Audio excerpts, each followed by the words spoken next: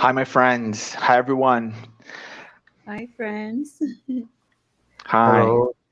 Hi. Yes, he's here with us. So, guys, we're here to the seventh day of this beautiful study, Paul and Stephen. We're carrying and going through the book, and it's been marvelous. We have learned a lot. I have learned a lot with my two great friends here. They have taught me a lot. And we have loads of interesting things to talk about today. We're starting chapter 6. So before we start, Nora will bring us, as usual, some prayer, and then we can get going. All right, dear friends. Let us close our eyes if it aligns with us. If not, just with our thought, we connect to this divine being, this divine light this evening, asking for drops of enlightenment, discernment, and that you continue to bless us as we are understanding this beautiful book and understanding more of this Christian connection and this conscious that we have inside of ourselves. We ask for discernment and understanding on our brothers João, Daniel, myself, and all of those that are watching live or on demand in their homes with that. Um, let's say a Hail Mary prayer. Hail Mary, full of grace. The Lord is with thee. Blessed art thou among women, and blessed is the fruit of thy womb, Jesus. Hail Mary, Mother of God, pray for us sinners now and at the hour of our death. That we kindly ask permission to begin. And so be it. Beautiful. Thank you so much, dear. Um, Throat's a little wet. Yeah, I'm sorry. that throat is a little. Yeah, sorry. I don't know what. I think there's No, it's something. beautiful. Yeah, it was. It sounded very clear. Okay, thank you. So, guys, we're starting chapter 6, which is called Before the Sanhedrin. And since we have loads of interesting and very specific things to tell today, I'm going to be more honest to the text, okay? And then I don't take the time that much. So, as we were talking about, and Nora brought that beautifully for us last week, um, we are in this situation where Stephen would have to be questioned, and Saul was ready to start questioning him about all those supposed crimes that Stephen had committed. So, on the fixed day, the great enclosure of the highest Israelite soda was filled with veritable crowd of believers and outlookers. Um, Eager, all of them, to attend the first clash between the priest and the pious strange men of the way. So, what will this result? The assembly graced the most aristocratic and more worship. And the beggars, however, did not have access, although it was a public act. As we are saying here, this is a law thing. Understanding Stephen's intellectual acuity, Saul wanted to provide a confrontation on the scenario in which his talent dominated. As Nora brought for us last week, Saul felt a little humiliated when he was trying to give his speech in Stephen's environment. With the church humble part of the carpenter's followers of Nazareth, as we saw last week. Basically, his purpose was rooted in the boastful display of superiority, carrying at the same time the intimate hope of winning him over the host of Judaism. He had therefore prepared the meeting with all the requirements to impress their sentiments. Was ready. Stephen appeared as a man called to defend himself against the dangers he was presenting to Judaism. Not as an ordinary prisoner, he was not in prison yet, um, like he was being forced to settle account with justice. That was not the case. Examining the situation, Stephen instantly begged the Galilean apostle not to accompany him. Why is that? He was considering not only the need to remain close to the suffering ones, but also the possible occurrence of serious friction in the event of the presence of the followers of the way. Given that the firmness of mind with which he would seek to safeguard the purity and the freedom of the gospel of Christ, of course, that would bother Saul. Thus, without the support of any friend, he appeared before the Sanhedrin, taken by a strong impression on observing the grandeur and sumptuousness of the place. He got amazed. Accustomed, Can I so, interrupt you? of course. Actually, it's a technical issue. I'm seeing we're not live on Cardiac Radio. Oh my gosh, how can we fix that? I thought that I had We click put on this study stop. to appear there. You see how Do you you know? Do you know this, how to fix that?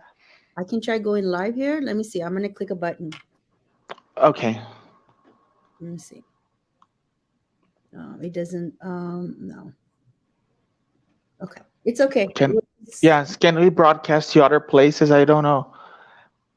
I mean, are we live somewhere? I'm not sure. That's why. Yes, we're live. Yes, we're live. We're live on Is it good? YouTube. Cardiac Radio's YouTube. Perfect. I just want to make sure before we. I'm No, so yes, we are. sorry to No, interrupt. no, no, no. Thank you so much. I hadn't noticed that, and that's a shame. We're gonna have to upload the study there later. So, um, going back. Without any support of any friend, Stephen appeared before the Sanhedrin, taken by a strong impression on observing the grandeur and sumptuousness of the place. Accustomed to sad and poor pictures of the suburbs, where the unfortunate of all kinds took refuge, he was dazzled by the richness of the temple, by the superb appearance of the Roman tower, by the Greek style residential buildings, by the exterior features of the synagogues that were scattered in great numbers everywhere. And as we know, they were really rich. The session began with all those regimental ceremonies. At the beginning of the work, the high priest announced the choice of Saul according to his own desire. And as we've seen, he was the greatest orator. To question the accused and find out the extent of his guilt in the debasement of the sacred principles of the race. Receiving the invitation to act as a judge of defeat, the young Tarsans gave a triumphant smile. He was feeling that he had everything going on. With an imperious gesture, he ordered the humble preacher of the way to approach the center of the sumptuous room, towards which Stephen walked serenely, accompanied by two guards with Rome. Stephen looked at the picture around him, considering the contrast of the assembly and another, and remembering the last meeting of his poor church, where he had been compelled to meet such a capricious antagonist. Are those not the lost sheep of the house of Israel, to which Jesus alluded in his powerful teachings? Even though Judaism had not accepted the mission of the gospel, how did he reconcile the sacred remarks of the prophets and their high exemplification of virtue with avarice and profligacy himself? That was Stephen thinking. As we've seen, he's every time very, very generous. Moses had been a slave, and out of dedication to his people, had suffered countless hardships every day of his existence, consecrated to the Almighty. Job had suffered nameless miseries and had testified to faith in the most bitter sufferings. So he was getting more encouraged, thinking about the Old Testament. Jeremiah had wept incomprehensibly. Amos had tasted the gall of ingratitude. How could Israelites harmonize selfishness with the loving wisdom of Psalms and David? Strange that so zealous of the law, they gave themselves so utterly to petty interests, when Jerusalem was full of families, sisters by race, in complete abandonment. As a co-operator of a modest community, he knew closely the needs and sufferings of the people. And as we've seen, those church in which all the Christians were working, they were all about helping the needy people. With these anointings, he felt that the Master of Nazareth rose much higher now in his eyes, distributing among the afflicted the purest hopes and the most counseling spiritual truths, always seeking this good side of life. He still had not recovered from the surprise with which he had examined the tunics, those diamonds, and the golden ornaments which they displayed in the room, when the voice of Saul, clear and vibrant, called him to the reality of the situation. So everything's about to start. It's very, very emotional. After reading the accusatory play in which Nehemiah was the main witness and in which he was listened to with the utmost attention, Saul questioned Stephen in a harsh and ugly tone, saying that Stephen was being accused of blasphemy, slander, and sorcery before the most representative authorities. However, before any decision, the court wished to know Stephen's origin in order to determine the rights he had. As we've talked previously, where each person had been born was very important to the rights that person had. Saul asked if Stephen was from an Israelite family. Stephen got very pale. He was being questioned, and he was pondering the difficulties of a full identification, given that he had changed his name, as we've seen in the first chapters. Um, so he got very, even though he was in that hard position, he was always preoccupied with other people. And here we're seeing that he was very preoccupied with that man that we've seen in those first chapters, that man that had set him free from slavery. Stephen said he belonged to the tribe of Issachar. Then Saul explained that as an Israelite, he could freely respond to the accusations. So he would be able to defend himself. But Saul warned Stephen that even though he was an Israelite, he would not be spared punishment. And if he insisted on defending that Christian doctrine, he would be punished even harder. After a long pause, Saul began the interrogation. The first question was why Stephen had refused to debate with him, Saul, when Saul did the honor of going to the church of the way. That amazing presence there. Stephen responded by saying that the Christ did not allow unnecessary discord. Then Saul said that Stephen was being accused of being a blasphemer, a slanderer, and a sorcerer again. And then Stephen responded by asking in what sense he had done all those terrible things. So Saul explained.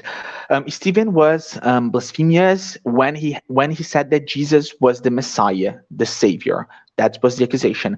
He was a slanderer when he flouted the law of Moses, and asked if Stephen confirmed his belief that Jesus of Nazareth was the Savior, the Messiah. Stephen responded by saying that he maintained his belief that Jesus was the Messiah and that he had come to that conclusion precisely through the Israeli prophets. This is very beautiful. And as we've seen before, um, Stephen knew all about the law. And then Saul asks the big question if Stephen believed that Jesus was greater than Moses. Say it right now. And then Stephen responds by saying that Moses was righteousness by revelation, but that Jesus is living and abiding love. When Stephen said this, some Pharisees began to shout in greater and great anger. Saul motioned for everyone to be silent and began to say that Stephen was an impressive intelligence. And he had to acknowledge that. And that they should do everything they could to get him back on track. Like, leave that Jesus and come back to us. He told Stephen that the law of Moses could give him great relief, but what could that Jesus offer him? Um, and then Stephen said that the disciples of Christ must know whom they serve and that he was honored to be a humble instrument in his hands. Stephen also said that one day Saul would understand that to God, Israel meant the whole of humankind. And that's where then it will carry for us. Thanks, João. So, after this, the court session continued with difficult scenes that only with today's understanding we can see the significance. Um, if we were the jurors or audience at the time, we could probably find ourselves caught in the net of arguments, judgments, pointing fingers, or finding fault. Today, though, God is giving us a second chance to be the audience of this scene to see both the mistakes and the reparative opportunities to take them to take new laps of faith in trust in our convictions, just like Stephen portrays in this scene. So Emmanuel, as our narrator, describes how the Jews and Romans acted. The Jews upset for breaking the law, while the Romans cheered on like if it was an entertainment show. Finally, they announced Stephen's first accusation, and it was blasphemy for going against the law and the chosen people with those messages from Jesus. Stephen's response was, I am not afraid, and we are all created equal. Jesus welcomed all, not just the chosen. Imagine how offensive that sounded to Israelites at that time. Saul, upset, retaliates by asking him to explain why he slanders Moses. Stephen responded, why are we using debate criterion, such as fallacies, when the gospel does not involve itself in such complications? I am not putting Moses down. I am just proclaiming the superiority of Jesus Christ. You are blaming me personally, but I'm here talking about the gospel as a worker, aware of the painful consequences. After some turmoil in the court, then Stephen is read his second accusation, sorcery, due to the healing of the young mute girl. It's the scene that we read in the last Saturday. So Stephen reminds that the healing was Christ, a sublime act of love. Of course, Saul refutes back by saying, "Don't put air of humility. Only sorcery can explain those strange powers." Stephen then responds using the law itself. What sort of sorcery did Moses use to make a rock gush forth a spring of living water?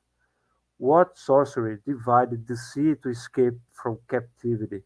What magic did Joshua use to halt the march of the sun? Do you not see the resources of the divine providence? We have nothing of our own, but we must expect everything from the divine mercy. Despite such an unexpected response, the accusation continued, using his own words as his supposed confession.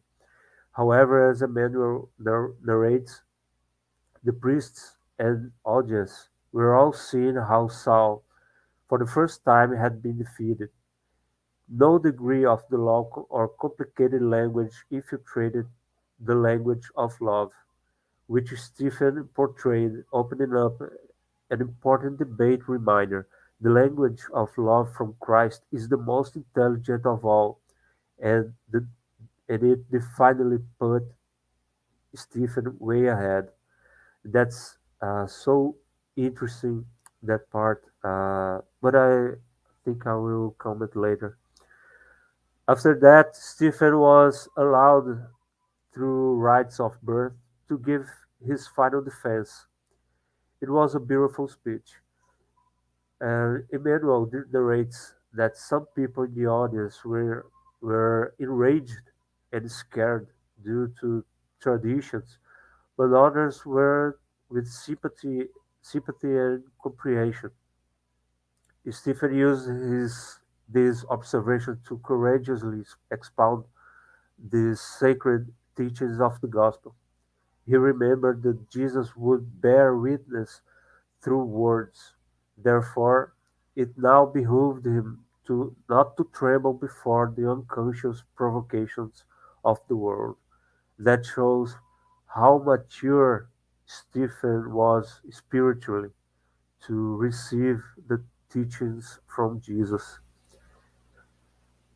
And the following are the major points of his moving speech. Stephen said, Israelites, as large as our difference of religious opinion may be, we must not alter our ties of fraternity in God, the supreme giver of all blessings.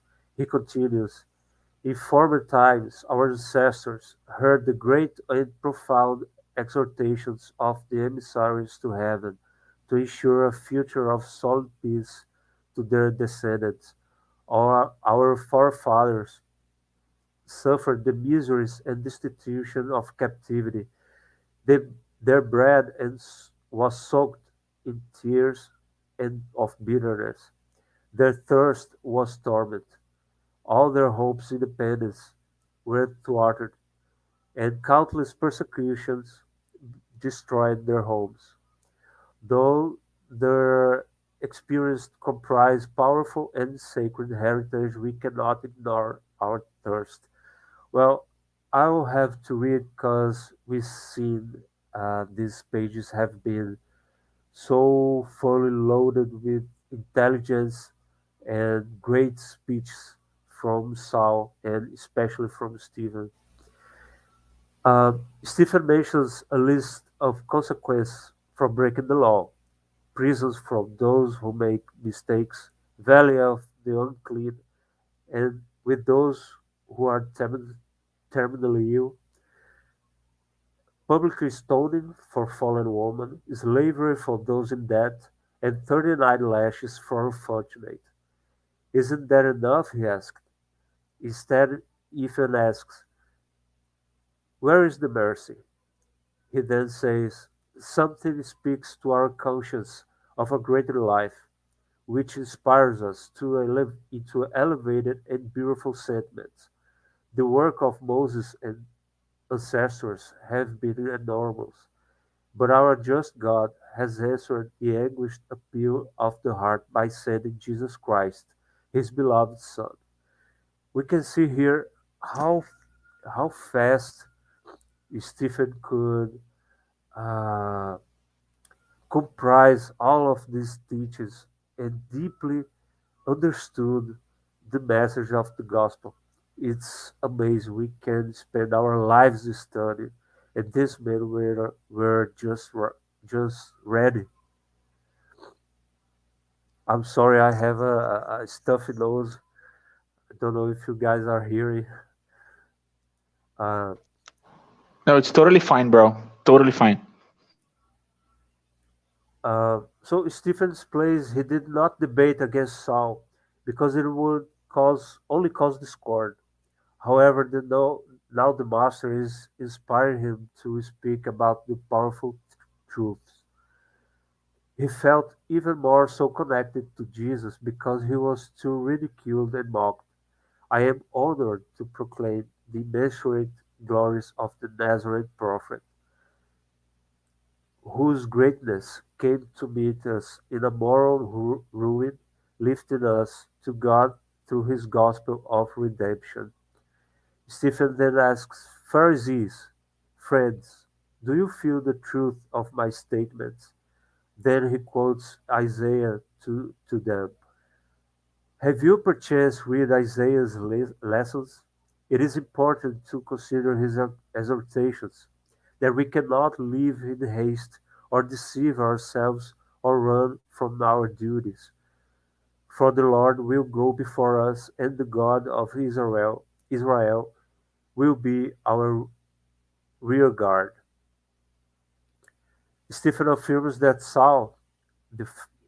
that Saul, the Pharisees, and many of the audience stand by the law of Moses and prophets, but have they immersed themselves in the study?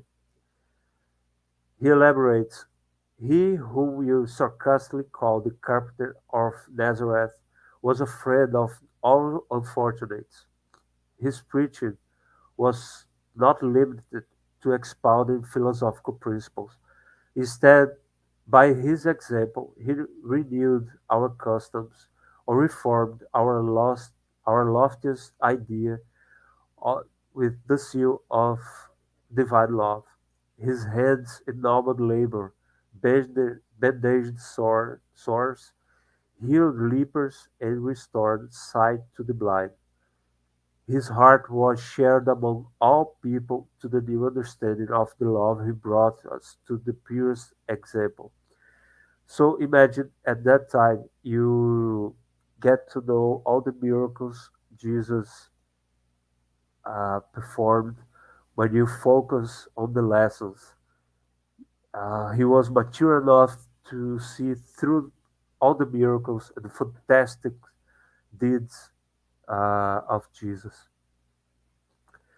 Then, as a final part of this moving speech, Stephen then reminds that with the Messiah, it was not hearers but doers. He reminds them that of all the luxuries and riches they had, while the city outside their temples were full of unfortunate persons dying of hunger and poverty. He asked them, do you believe that our venerable ancestors marketed God possessions?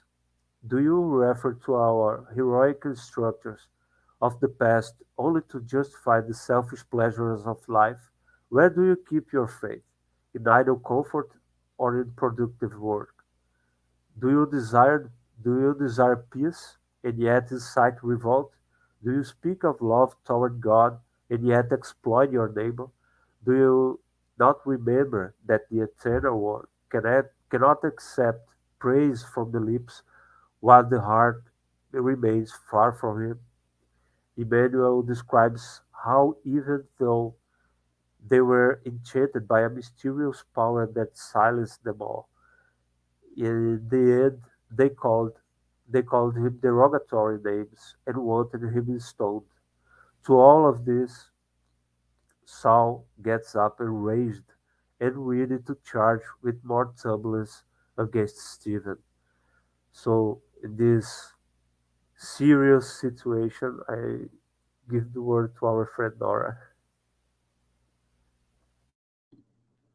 Before we do move on to the next, it's just a very powerful, um, very moving speech. Imagining ourselves like you're literally about, you're feeling it because he's feeling it, right? That he's about to be in deep, he's in deep trouble, and to still find it within himself to say those words, right? To feel that. That's a man of God. I don't know, man. That's very, very, very, very, very powerful. So I don't know, João, brother, you have anything? Just a very curious thing. This is the third time I read this book, and just now, listening to Daniel, I have come to realize that there's a verse here on the book of Isaiah that was in my wall for loads and loads of years. It's Isaiah chapter 52. Mhm. Verse 12, but you will not leave in haste or go in flight, for the Lord will go before you. The God of Israel will be your rear guard. It's so beautiful. I hadn't noticed that. Thank you guys so much. Each time we read this, we read this book, we find new and very emotional things, and even parts that really connect to our history and our own lives. Absolutely. And I mean, we could probably have a study just on his speech, right? Going down from, he was very educated, spirit, morally speaking, talking about giving credit to the law and to Moses, but saying, hey guys, we're ready for change, you know? That's what Jesus was all about, you know. He heard the prayers because the law was very tough at that time. I'm not an expert in this field, but definitely we know it was tough, to the fact that he even brings it, like, we, the women that were being stoned, or like if you were to steal, like it was very harsh. And so God hears these prayers. Jesus comes, and here we are saved. Like, and we know when he says it's in us, right? What about our thirst when he says we've been fulfilling the thirst of our ancestors, as Daniel pointed out in the first thing? But what about us? I'm like, I love, wow.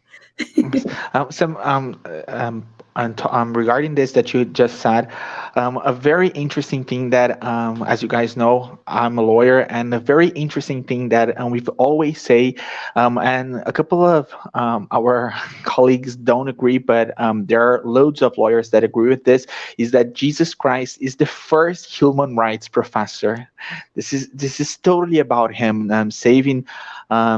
And as Nora pointed, he was the first man on earth to defend humans' right. And we have that beautiful example in John chapter 8, where he defends that lady that was caught in adultery. So this is beautiful. Yes, and even in his whole speech, God, yes, but Jesus is more than just the chosen. It's all of us. It's beautiful. So, all right. So we're gonna continue. I am gonna share my slides. You're gonna see my whole life right now. But we'll get through this. All right. So, just for us to have like a little visual, these are slides. I wish we could show video clips, friends, but due to copyright, we can. But if we go on YouTube, just type in the Church of Jesus of Latter-day Saints, Stephen and Saul, you get like a 5 minute clip. So these are just screenshots of kind of what's happening. So then after Stephen finishes his final declaration and Saul just charges at him, he literally goes up to his face, very provocative, a very bully like behavior. Stephen, though, also looked at Saul straight in the eye, right back at you, and he says, your attitude does not intimidate me. Christ was mindful when he recommended that we not fear those who can kill only our body. This is incredible, very profound. What is life, right? He had an understanding. Life is eternal.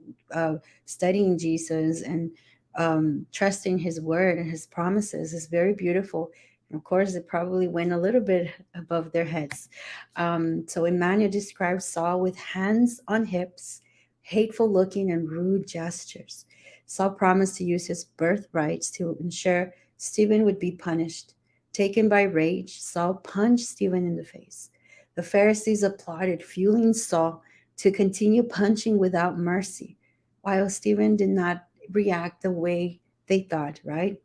Emmanuel narrates that the preacher of the way submitted himself to such extremes and implored Jesus for the help he needed. So, again, it's a very divine moment. It's sad and emotional, but it's a very human, a strong Stephen who has a little bit of everything. I love to talk about that balance, right? He was human, but he was very spiritual, and he allows himself to feel in the moment. But then he says, despite the radical form that the influence of Christ had imposed, on his innermost conceptions, Stephen could not escape the pain of his wounded dignity. So he was in pain in so many ways, probably questioning what is happening. We can imagine at that moment, it's almost like a light came to him, right? Symbolically. He tried to renew his inner strength by thinking of the selflessness that the Master had proclaimed as the supreme lesson, right? He's remembering that Jesus too was put there on trial and all the difficulties that he had. So, as Stephen was fighting these thoughts, there was a little piece of hope that Emmanuel describes as a balm of supreme consolation. So, there was something there that's not understandable by humans. It was beautiful. We know the Bible too in Acts describes Stephen always having this shine in his eyes, right? This connection. But his courage could only hold him so long physically because inside, I think Emmanuel, and we want to go with the Bible too, they've made a point that inside himself he was strong. But physically, because he was being punched over and over, he started to bleed, right? There was a mix of blood and tears coming down from Stephen's face. Saul was not used to this kind of reaction, even so much that even his years of training in sports did not prepare him for such non-reactive reaction. Because um, Stephen was reacting. It was not the normal thing. He wasn't punching him back. He wasn't yelling. He was being silent. He was exercising that Jesus character, that Jesus spirit inside of him, which is beautiful. So even though Saul stopped aggravating physically, he picked up the hardest and one of the ugliest weapons of all, the verbal, right? So he starts asking him, do you not retaliate, you coward? And again, he's poking and poking. And he did get something out of Stephen, but probably not what he thought. Stephen, in such conditions, managed to express peace differs from violence as much as Christ's strength differs from yours. Talk about a moment to understand that peace is, even though Stephen's world outside was almost breaking down, there was this inner peace and this inner strength. And it wasn't from him, it was from God, from Christ. It was from that connection that's very different than the way that Saul was holding up, right? Like we can probably just with this phrase talk about the magnetic energies and the vibrations, right? So while Stephen was vibrating and emanating Christ vibes, Saul was on a lower zone. Still not satisfied, Saul looked at the crowd to feel fulfilled with the audience's approval of his violent confrontation. So that was said in many ways, right? How Saul just he needed the crowd to like, yes, yes, that got his ego going, right? So he finally addressed the high priest, analyzing this condemnable matter and considering grave insults spoken here. As judge of this case, I ask for the defendant to be stoned. So, of course, yes, let's stone him. The crowd cheered, seconding the verdict, right? Gamaliel, though, asked the tribunal to not be hasty in solving a problem of conscience and recommended to keep Stephen in prison until his responsibility is cleared before justice. And we're going to talk about this right here in another slide. It's very powerful. So Saul was displeased internally, but was connivingly accepting this decision in front of others externally, right? Very much of Saul. He was thinking something, but before others, he tried to put this picture. And so he was like, okay, that's fine. And so then Saul was authorized by Sanhedrin to investigate the activities of the way, with support by the law to reprehend, correct, and imprison all descendants of Israel possessed of the sentiments implied in the gospel. That's a huge task that Saul's about to have. So Shiko through Emmanuel gives this amazing ending. We're pretty much towards the end of the chapter, and it says polarizing, right? The sentiments of the master, despite his weariness, right? So he's like fighting, like I'm strong, but I believe his conscience, meaning Stephen's conscience, was comforted.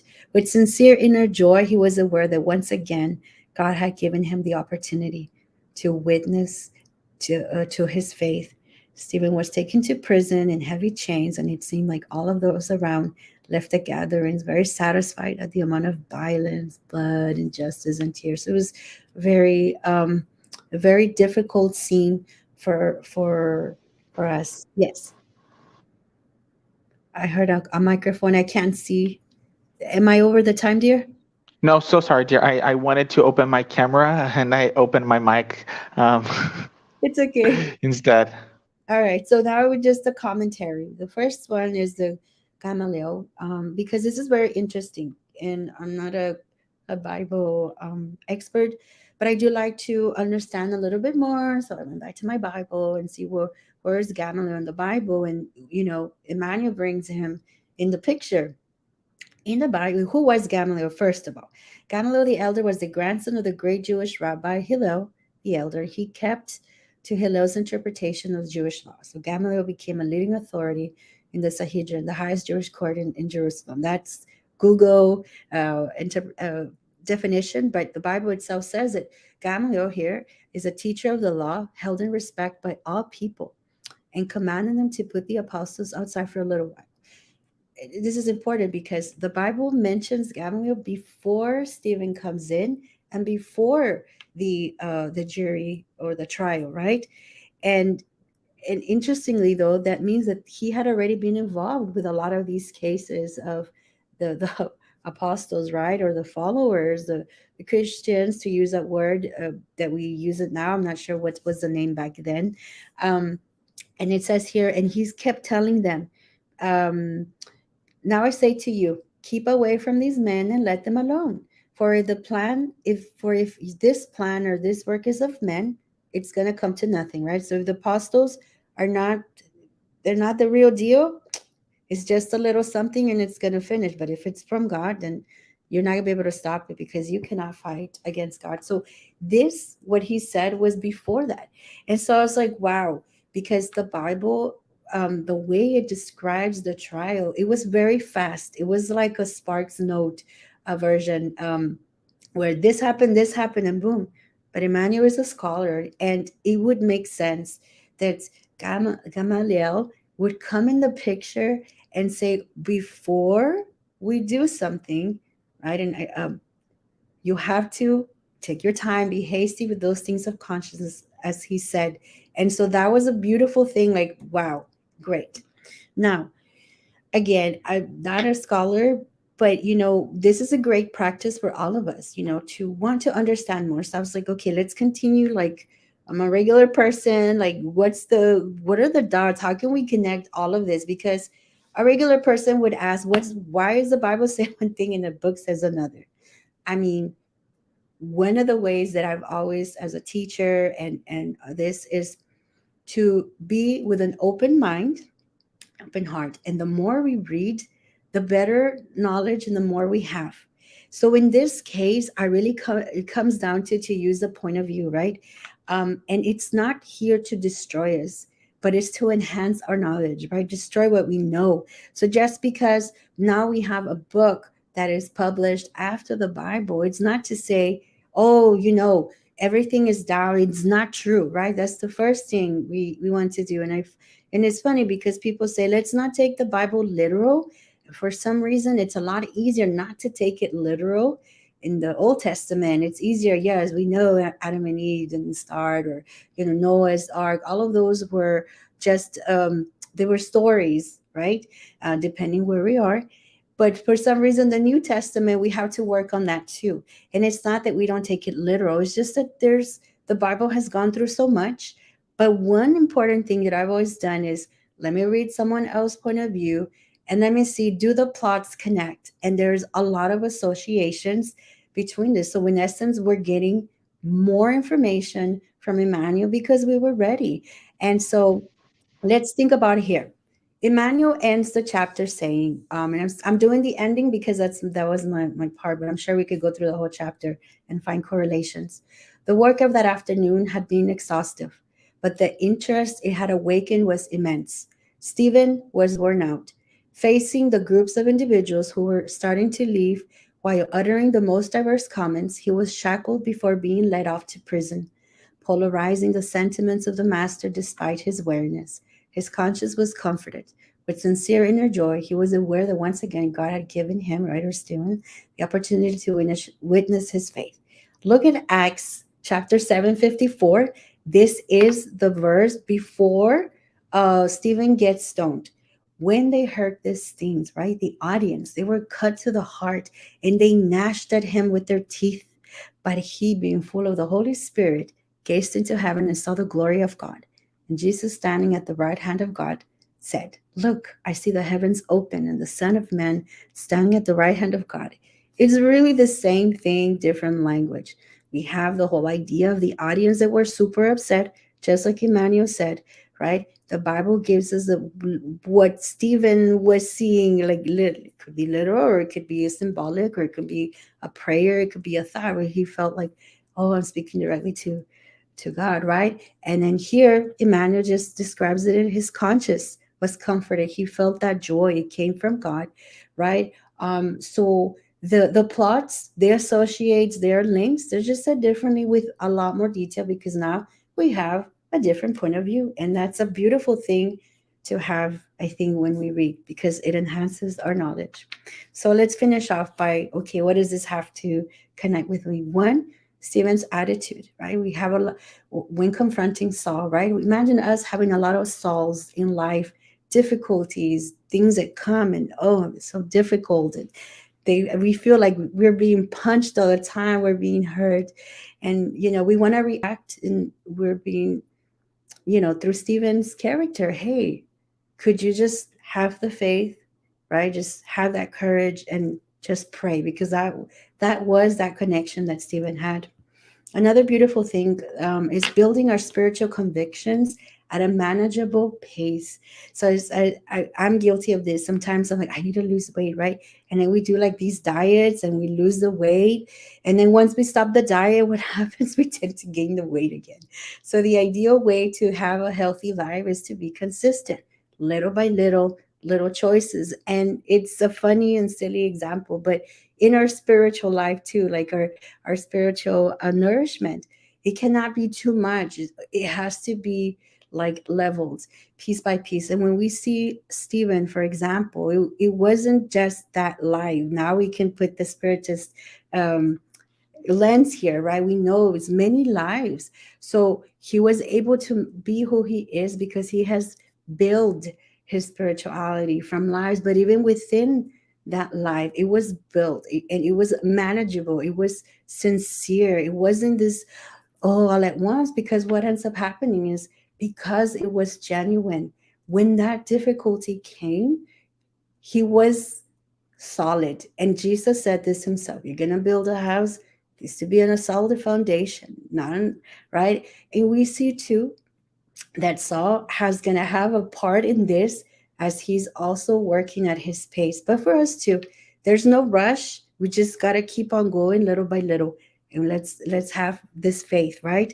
Winning is not about being first. It's about the reaction in the long run. So if we're impulsive, if Stephen had been like that, it would have been like we would have been reading a different story, but it wouldn't have matched either because his alignment was in a different state, right? And so us too, let's think about our reactions in the long run.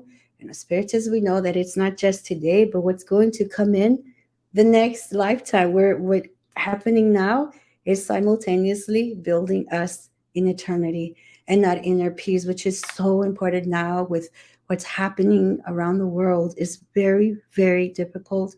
If someone has that perception of energies, I know sometimes for me it's very hard. I feel so many things. I had to inner peace, inner peace, inner peace. It's a state of being, and I think Stephen taught us that beautifully. Since we've been ending the chapters with a verse of the Bible, let's finish it up with something beautiful that Stephen says from the Bible. Acts chapter 7, verses 48 through 50. It says, However, the Most High does not dwell in temples made with hands, as the prophets say, Heaven is my throne, and earth is my footstool. What house will you build for me, says the Lord? Or what is the place of my rest? Has my hand not made all these things? Here once again, when Stephen was saying this in the Bible, detailed, asking him, have you thought about it? Everything belongs to God, even where we have to be right now, this place. And it's a reminder for us to, we're just here, but we're God's children, and everything is given to us by His will. And so we have faith, we keep moving. We can only imagine the mountains, right? That we will continue to overcome, because a lot of us are doing a fantastic job every day, winning more and more of these battles and showing all those souls of our lives. We got you. So this is the part, dear friends. Let me stop sharing. So beautiful, dear. Congrats. It, Beautiful, beautiful, beautiful. it is So beautiful. beautiful. Where you Um, I I at? have a couple. So sorry, dear. Go ahead. I'm sorry. It's because when you share, everybody disappears. Okay. I'm back. Oh, It, yeah, and we can see you. yeah. Hopefully, I didn't go over my time though. Oh, Thank you so much. No, thank you so much. You did beautifully. I have a couple of things to talk about to you before we finish. When we see Stephen bringing all those miracles in the Old Testament, and bringing them as an example that happened already and was happening already in the Moses Law. Um, to convince them that he was not a sorcerer, and we saw that, and he did that beautifully. I think that we as spiritists, we do remember that we see loads of examples of mediumship in the whole Bible, the Old Testament, the New Testament. And as Spiritists, we have this battle of telling people that mediumship is not something wrong, that mediumship is something really natural, that the Bible is full of mediums that were giving and bringing us examples of how they dealt with those mediumistic gifts. So I think that since even and we see that Christianity was not the law; it was something new, and we need to. And when we look to the world's history before the Christ, and we do need to acknowledge that Spiritism is really new. It's a baby compared to Catholic Church or other religions. So we go through that kind of stuff of having to go there and tell people, no, see here, there were loads of mediums in the Old Testament. We see here loads of mediumistic powers in the Old Testament. This is not against the Bible. We're not trying to convince people that the Bible is wrong or something like that. It's all in the Bible. It's all in the law. And the law, as we've seen with Moses, love was always present. God had that speech to us already in the Old Testament, but of course, in that state of evolution, we needed as humankind other things. Another really interesting thing, an important thing that Norah brought us is that she said that we shouldn't take the New Testament literally. And because we're always very aware of not doing that with the Old Testament, but a couple of times we don't look in a proper manner to the New Testament. And this is really, really important.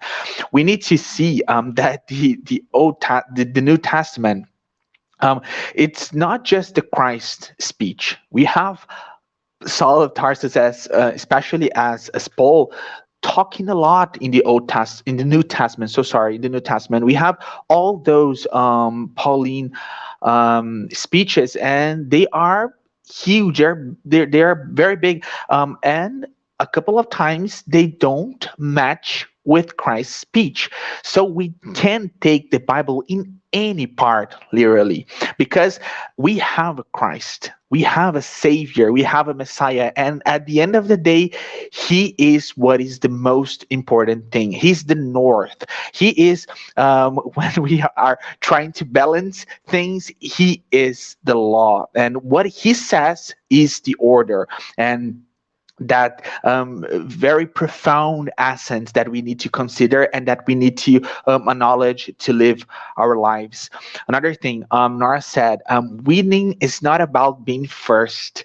And I think this is a very interesting perspective. And this is beautiful because I think that this limited sense of time really shows how we are not vibrating in this higher point yet. We are still very limited to our material senses, and that's what brings us this limited sense and notion of time, because we do know from those amazing psychographic books, as Nora knows, we are studying Andrea Louis' books as well. We know that for those high spirits, there's no time, there's no future, there's no past, and we're still very close to this notion of loads and various lives when we are living the same life with different bodies. It's like changing the clothes, so time does not matter. One day we're going to be able to feel like time is not an important issue while we're in this step of our evolution. Time really is, and this is a thing that in literature we've seen a lot, that time really has this massive weight over matter, over our flesh. It really bothers us. It's not easy to deal with time. And seeing this phrase, winning is not about being first, this is beautiful, because Nora, dear, you did bring this perspective that each of us, we're having our own paths, our own time and process to getting more and more evolved and getting closer to Jesus and to God. And so it's not at all about being first. It's about taking our process, admitting it, acknowledging it, and knowing that each creature will take a certain amount of time, and that's totally, totally fine. One day we'll get there. Do you guys wanna say something? Daniel, are you there, bro? Yeah, I when I embraced Spiritism, this doctrine brought some new perspectives, and one of them was this wonderful lesson, which is not to harm other people's beliefs.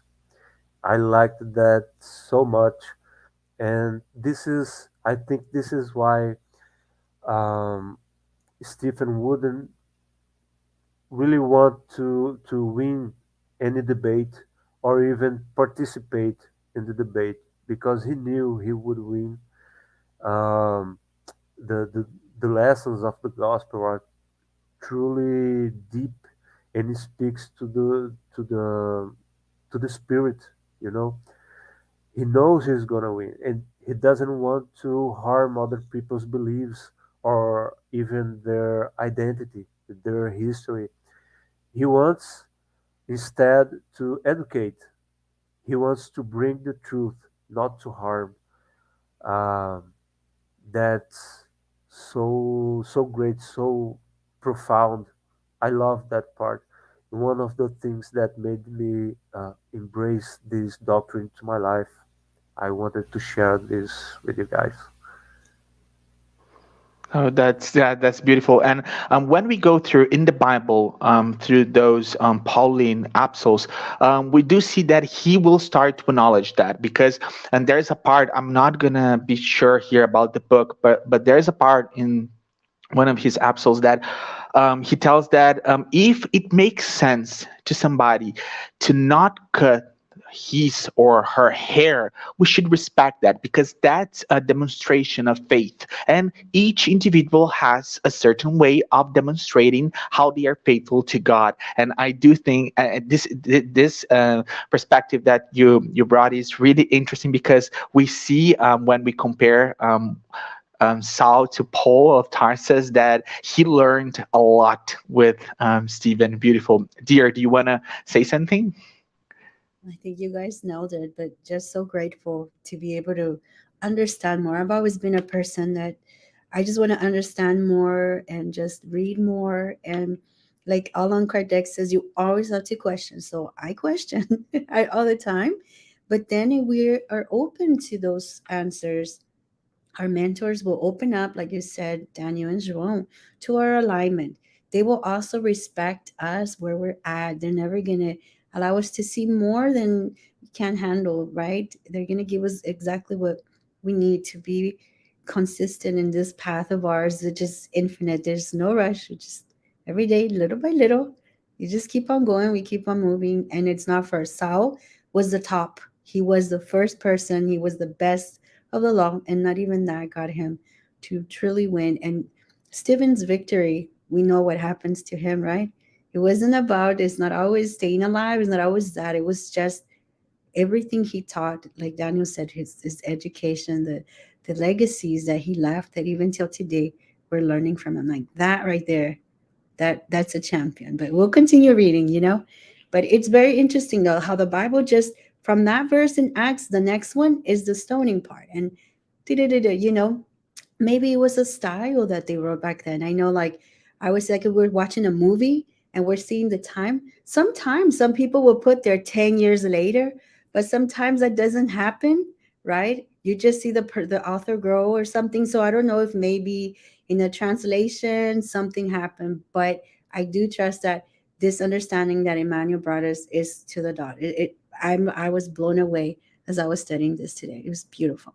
My heart has changed forever with this. Thank you. Beautiful. And this that you brought is really interesting. Everything that you guys say is very interesting every time. But this it's really nice because Shiko used to explain that although Paul and Stephen was much bigger than the Book of Acts in the Bible, it was still very very short compared to what really happened in reality.